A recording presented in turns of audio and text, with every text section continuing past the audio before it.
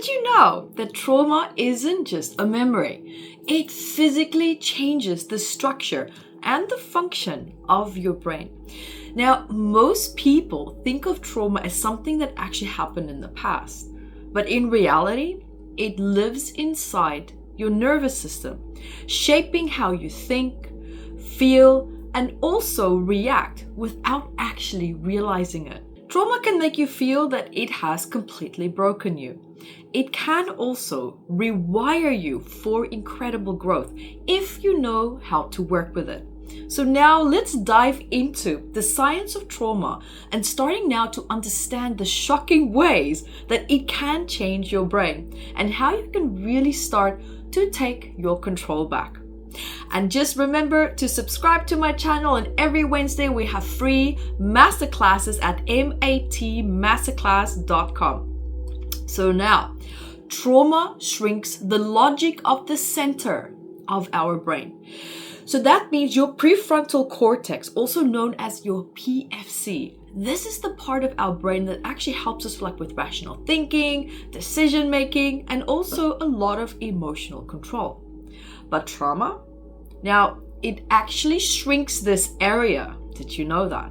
And that now makes it harder to stay present, especially stay present in the present moment. Now, think clearly, right? Our ability to think clearly is completely under stress, and that's going to make logical decision making very, very challenging. And we're going to end up making a lot of emotional decisions, right? These emotional knee-jerk reactions. And why is that? Because when your brain is constantly expecting danger, it starts to actually shift resources away from logic and into survival mode. And this is now going to greatly challenge your perspective, right? So if you're struggling with maybe overthinking, maybe you have insomnia, you can't stop these racing thoughts, or you're struggling with a lot of impulsive reactions, it's not just who you are. It could actually just really be trauma that's hijacking your brain's processing power, right? We sometimes think, wow, that person is such a aggressive person, or they like this, they like that. We tend to be quick to label ourselves and others, right? But sometimes there actually could be a mechanical challenge in the brain because of unresolved trauma. Now, trauma also makes our fear center of the brain actually grow. Now, have you ever wondered why some people seem to stay almost really stuck in this anxiety, hypervigilance, overreaction type of states? That's because trauma actually enlarges the amygdala, right? That's the part of the brain that I normally call our panic button, right? So that's the part that detects threats and also triggers fear responses. Now, what happens when the amygdala is overreactive? You see, you perceive threats everywhere, even when you are safe. Have you ever had that moment where you're sitting at home, maybe you're watching TV, you're actually feeling pretty chill, you're feeling quite relaxed, and then suddenly, out of the blue, you have this wave of anxiety, just unexplained.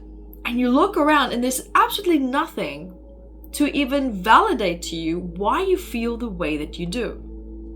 That is an excellent example. You see, something as simple as just watching a fun movie. There could have been a certain person, an object, or a certain scenario, which now in your conscious mind would not really register anything stressful. But it could have triggered something in your subconscious mind because your hypervigilant state is so incredibly sensitive that it is picking up on the slightest colors, movements, and just environmental stimuli. So small stress can feel incredibly overwhelming as well.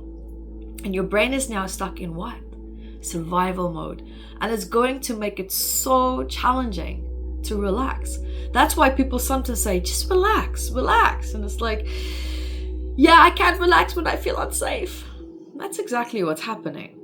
So a new perspective around this is that, for example, if you're struggling, say, with trust issues, emotional reactivity, or maybe chronic stress. It might not just be anxiety. It could also be a trauma-trained brain that's actually stuck on high alert. So trauma can also cause memory gaps, or it can make your past feel just way too vivid, because trauma affects the hippocampus. That's the brain's memory center. But here's where it gets a little bit wild, right? Trauma can cause two opposite effects. So memories can disappear, right? We don't have access to them. They're there, but we don't have access to them.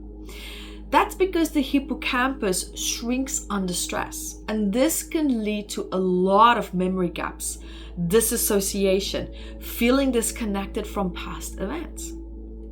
On the other hand, also, memories can feel too real, because trauma prevents memories from being stored properly, and this can now actually cause you to feel as if though they're happening right now, even years later.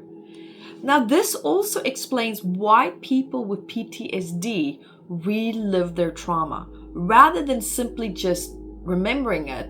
It's there, it makes me feel upset, but it's okay, life goes on. That's not the case for people who have, for example, PTSD.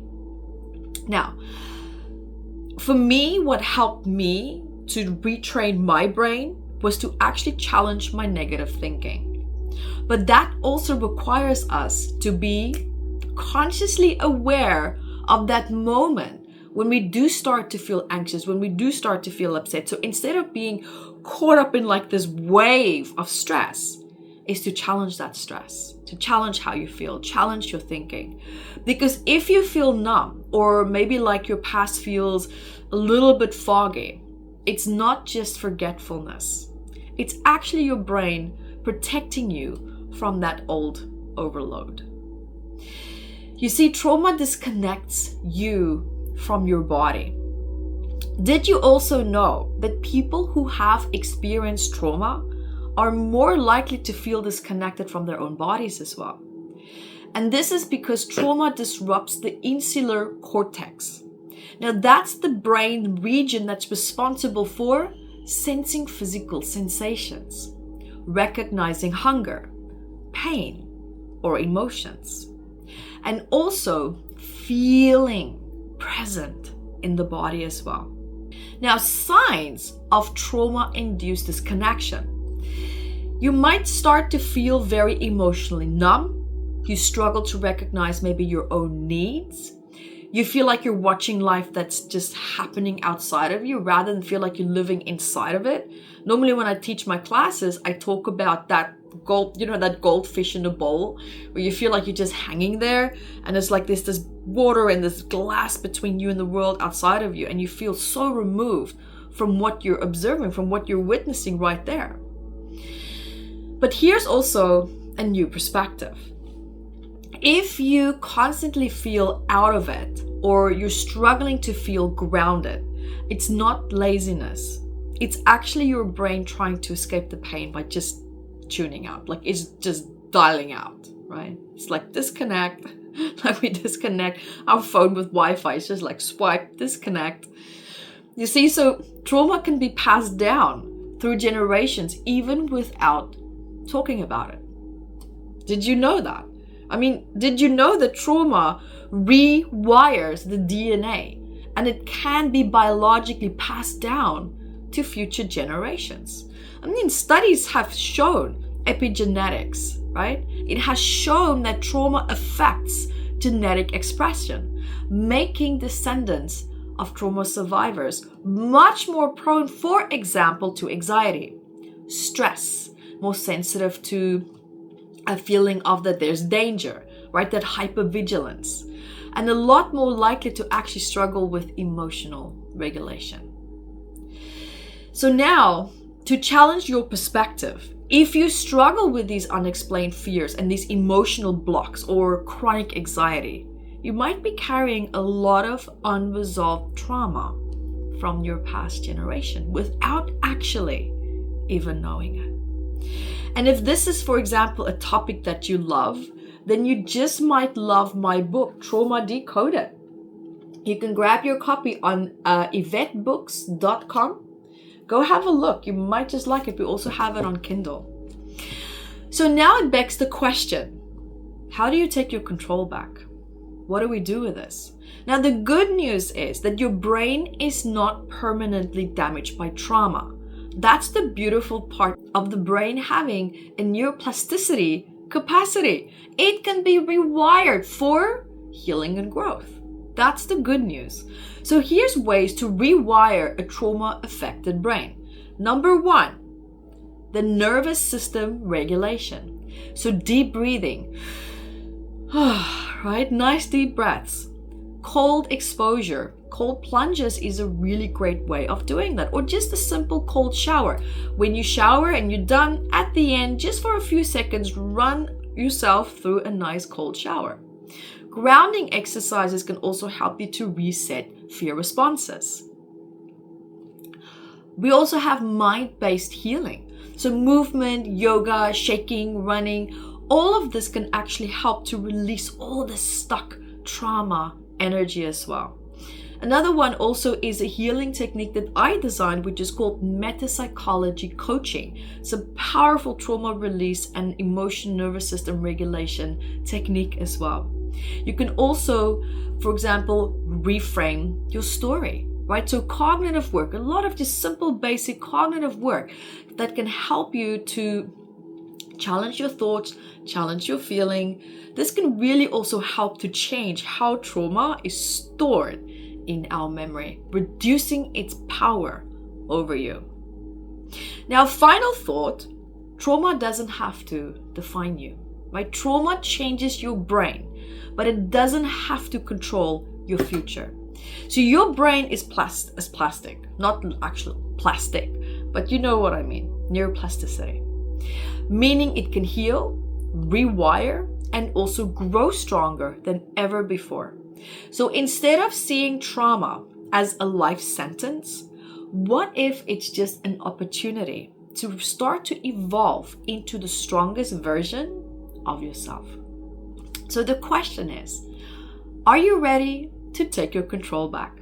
So drop a comment below what part of this video challenged your thinking the most, and let's start the conversation. And remember to subscribe, and until next time, I love you guys. Be the light that you are. And remember, if you want to learn more about stored emotions in the body and how they can even be hiding behind ailments, tension, pain, negative thoughts, beliefs, any challenges that you're having in your body, there's going to be stored messages. So remember to go grab your copy of Metaphysical Anatomy. It's a big book of 722 medical ailments, and then the emotions that are suppressed behind them as well. You'll be also finding powerful questions in this book that can really truly help you to get started on your healing journey. And you can find your copy at evettebooks.com.